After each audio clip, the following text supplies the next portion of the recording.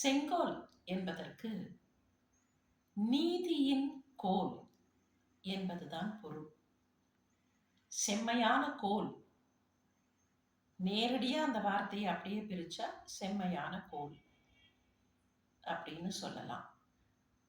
ஆனா இந்த செங்கோல் என்பது எதை குறிக்கிறது என்று பார்க்கும்போது அது நீதியின் கோல்.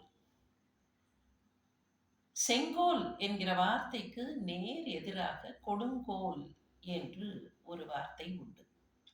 செங்கோலுக்கு எதிர் மறையாக எதிர்பொருளை தரக்கூடிய வார்த்தை. இந்த செங்கோல் என்பது ஒரு அரசரோடு மட்டும், அதாவது அரசாட்சி முறைக்கு மாத்திரம் தொடர்புடையதுன்னு சொன்னா இந்த கொடுங்கோலுங்கிற வார்த்தை வர வேண்டிய அவசியமில்லை. ஒரு அரசன் தவறு செய்யும் போது, ஈவன் அண்டர் மொனார்கி, அரசாட்சி முறையில கூட ஒரு அரசன் தவறு செய்யும் போது அதற்கு கொடுங்கோல், அந்த ஆட்சிக்கே கொடுங்கோல் ஆட்சி என்று பெயர். அரச வம்சாவளி, அரசர்கள் ஆளுகிற முறை, இதை மாத்திரம் அது குறிக்கும்னு சொன்னா அதற்கு இந்த மாதிரியான ஒரு பெயர் தேவையில்லை. செங்கோல் என்பது தமிழ் பாரம்பரியம், தமிழ் மரபினுடைய ஒரு நாகரீக கூறு, சிவிலைசேஷனல் வேல்யூ என்று சொல்லுவோம் இல்லையா, அப்படி இது தமிழ் மரபினுடைய ஒரு நாகரீக கூறு. இந்த தமிழ் மரபுல செங்கோலை பற்றிய முக்கியத்துவம் எங்கே காணப்படுகிறது என்று பார்க்கலாம். ஐம்பெரும் காப்பியங்களில் ஒன்றாக இருக்கிற சிலப்பதிகாரம் நமக்கெல்லாம் தெரியும். அது அரசர்கள் அதிலே கதாபாத்திரங்களாக இருந்தால் கூட பாட்டுடை தலைவியாக ஒரு சாதாரண பெண், வணிக குலத்து பெண் கண்ணகியை உடையது.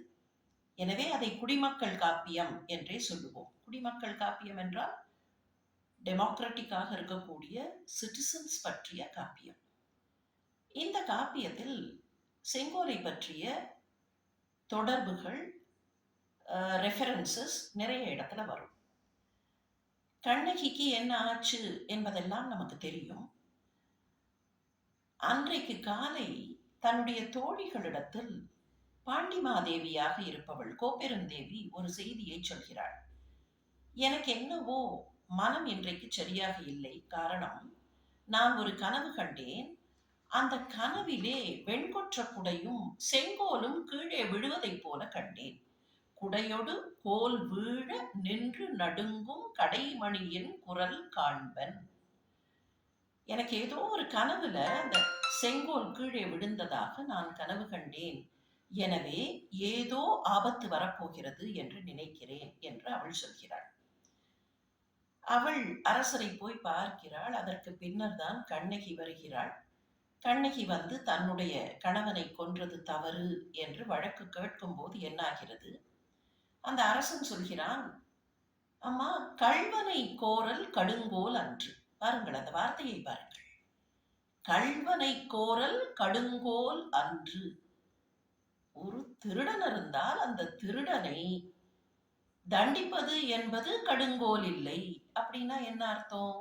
இந்த கோல் என்பது is related to justice, it is related to நீதி. செங்கோல் என்பது நீதி தண்ட், அதற்கு ராஜ் தண்ட் என்று பெயர் சொன்னாலும் கூட அது நீதியினுடைய கோல், நியாயத்தினுடைய கோல். எனவேதான் கள்வனை கோரல் கடுங்கோல் அன்று. சரி, இதற்கு அடுத்தது என்ன நடக்கிறது? கண்ணகி தன்னுடைய பாயிண்டை நிரூபிக்கிறாள், தன்னுடைய சிலம்பு என்ன என்று நிரூபிக்கிறாள்.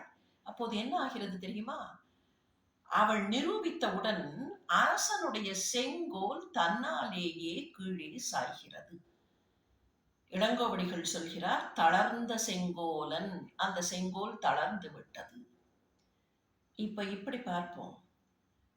செங்கோல் என்பது அரச வம்சத்தோடோ அல்லது அரசாட்சி முறை மொனார்கி என்பதோடு தொடர்பில்லை. குடிமக்களில் ஒருத்தியாக இருந்த கண்ணகிக்கு சிக்கல் வந்தபோது அவளுக்கு நீதியை காட்டுவதற்காக, அவளுக்கு இழைக்கப்பட்ட அநீதியை சரி செய்வதற்கு செங்கோல் தாழ்ந்து விட்டது. அப்படின்னா என்ன அர்த்தம்? இது சிவிலைசேஷனல் விஷயம், இது நீதியோடு தொடர்பு இருக்கிற விஷயம்.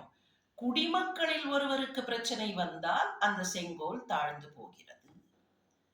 இன்னும் ரொம்ப ஆழமா பார்த்தா, ராஜ் அப்படிங்கிற வார்த்தை சொல்கிறோம் இல்லையா? அதிலே இருந்துதான் ராஜா என்பது வந்தது. ராயர் என்பது வந்தது. எனவே இந்த வடமொழிச் சொல் அரசரை குறிக்கிறது என்று சொல்கிறோம். ரிஜ்யதி இதி ராஜ். ரிஜ்யதி என்றால் நேராக்குகிற தன்மை. டு ஸ்ட்ரெய்டன் என்பார்கள். இதே சொல் இந்தோ ஈரானியன் மொழிகளிலேயும் உண்டு. அதனாலே தான் அதற்கு ஒரு புரோட்டோ இண்டோ ஈரானியன் தாய் சொல் இருந்திருக்க வேண்டும் என்று நினைக்கிறார்கள். அந்த தாய் சொல்